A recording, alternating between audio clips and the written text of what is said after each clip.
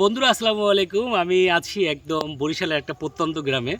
আসলে কথা বলে থাকে যে কোনো একটা সময় নাকি বাংলাদেশে কোনো বিজ্ঞানী এসেছিল যে ওষুধ আবিষ্কারের জন্য, এবং সে এক জায়গায় মানে প্রস্রাব করার জন্য বসছে। বসার পরে সেখানে নাকি সে প্রস্রাব করতে পারে না, কারণ সে বলতেছিল যে বাংলাদেশের প্রত্যেকটা জায়গাতে মানে ফল গাছ এবং ওষুধি গাছ আছে। আমরা অবশ্যই এটা অনেকে জানি না, বিশ্বাস করি না। গ্রামে যারা থাকি আমার মনে হয় যে তাদের ওষুধ খাওয়া লাগে না। ডায়রিয়া হলে আমরা থানকুনি পাতা বা যেটাকে আমরা বরিশালে ভাষায় টাহা পাতা বলি, তারপরে দেখা যায় হাত পাও কেটে গেলে ডায়াবেটিস হলে আমরা রিফুজি পাতা, ওই পাতাটা খাই। ঠিক তেমনিভাবে এই ফলটাকে আপনারা কে কে চেনেন একটু আমরা কাছ থেকে দেখাই। এই ফলটাকে অনেকে মানে গাছটার নির্দিষ্ট কোনো নাম নেই, এটাকে অনেকে পটকা গাছ, অনেকে গুলুম গাছ, বা অনেকে দেখা যাচ্ছে এটাকে মানে বিভিন্ন নামে ডাকে।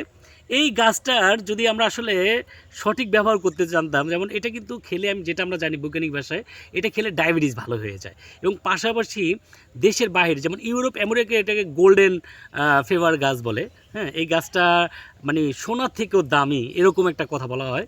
যে এটার ভিতরে যে ফলটা থাকে, এই ফলটা কিন্তু পাকলে আমরা খাই, কাঁচা সময় অনেকে ওষুধ হিসেবে খায়, বাট পাকলে কিন্তু আমরা খাই। এবং এটা কিন্তু ডায়াবেটিসের জন্য খুবই উপকারী। তো দেখেন আপনারা, এই গাছগুলো আমরা রাস্তার আশেপাশে এখানে সেখানে আমরা প্রচুর মানে প্রচুর আছে।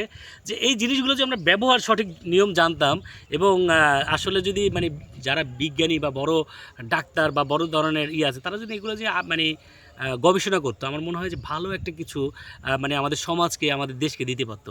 যে এত ফল, এত ঔষধি গাছ আমাদের সমাজে আছে। এখন পাকনা নাই দেখে খেতে পারতেছি না। পাকনা থাকলে আসলে খেয়ে দেখানো যেত, ছোটো সময় আমরা খেতাম এবং খুব সুস্বাদু, কিন্তু এই ফলটা খুবই সুস্বাদু। তো আপনাদের এলাকায় এই ফলটাকে কী গাছ হিসাবে বলে আমাকে অবশ্যই কমেন্ট করে জানাবেন। ধন্যবাদ সবাইকে। আসসালামু আলাইকুম রহমতুল্লাহি ওয়া বারাকাতুহু।